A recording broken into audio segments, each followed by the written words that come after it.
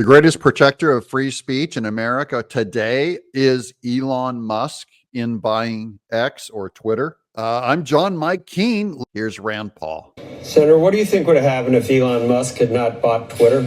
Where would we be getting, and Squawk Box didn't exist, where would we be getting actual unvarnished news?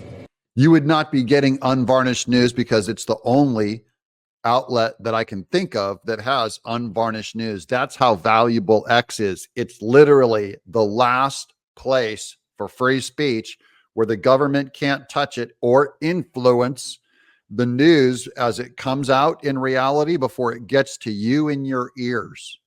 Everyone else's brand is censorship.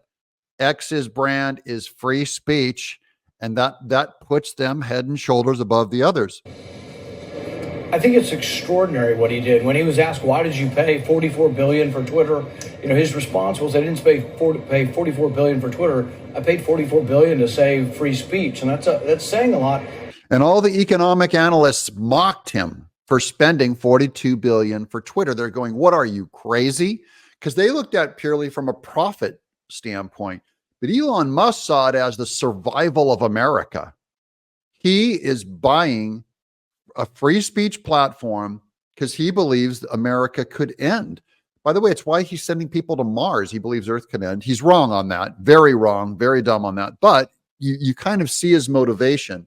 He's totally correct about free speech on X, that this is the last public platform where you and I can speak. Everything is censored, everywhere else.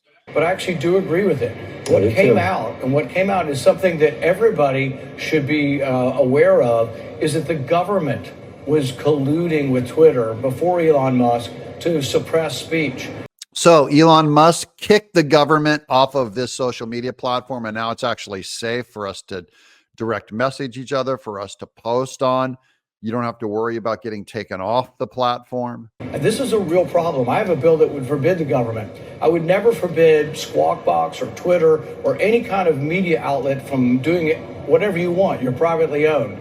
But I would forbid the government. Can you imagine after this interview if the FBI came to your office and sat down and said, well, we liked your interview, but what he said was against government antitrust policy and it shouldn't be aired. Yeah, and that's what the government did with Twitter back in the day. They colluded with them.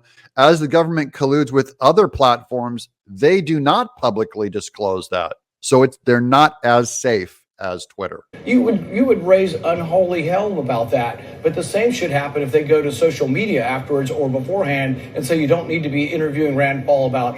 Yeah, and Rand Paul got a lot of flack for being involved with the COVID thing. And they shut down his voice and his platform, his ability to speak to the people. If you can't have a free flow of information somewhere online, then online is not a place for free speech. And right now, the only place where there's free speech unfettered is Twitter. Everyone else censors, period. 100%, guys. I'm John Mike Keene.